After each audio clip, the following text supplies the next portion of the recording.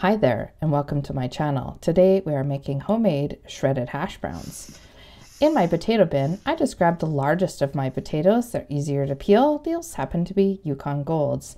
I did peel them and I am soaking them in some cool water. Otherwise, they will start to go brown. Now, if you have a food processor with a shredder attachment on it, go ahead and use that. I decided to just shred them by hand because I needed my brain to have a bit of a break today. It's been a long day. There are two very important steps to making homemade shredded hash browns.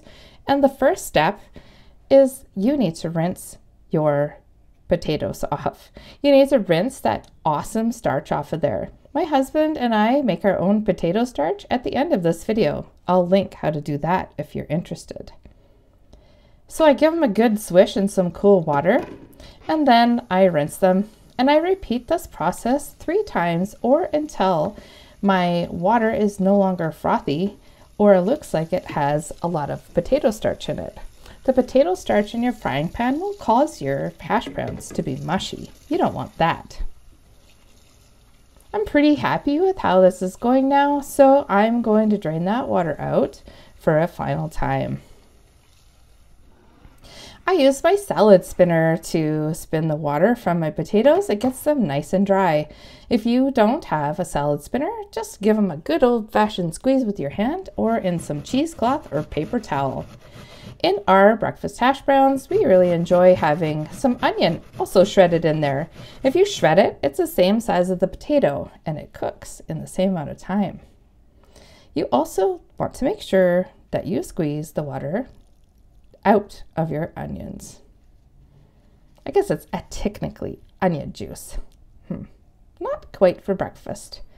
In my frying pan, I have about 1/4 cup of cooking oil along with some beef tallow just for flavor. I tested a few hash browns to see if the frying pan was ready and they made that happy sizzling sound, so I knew it was time to put them in there. You don't want to overload your frying pan with hash browns, which comes up on my next most important part of this video.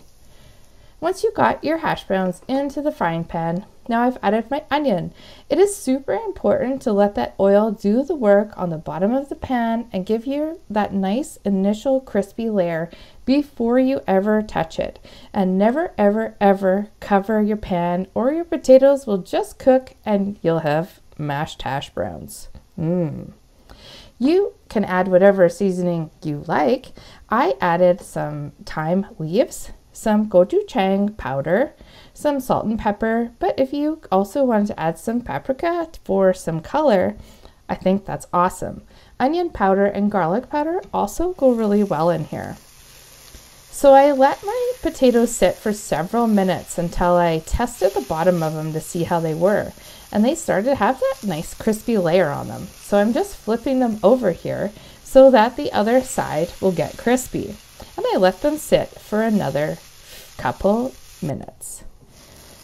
Now I feel comfortable that they're mostly crispy. I'm going to give it a little stir around because there's always those ones in the middle that don't touch the bottom. And so I'm testing those now to see if they're done.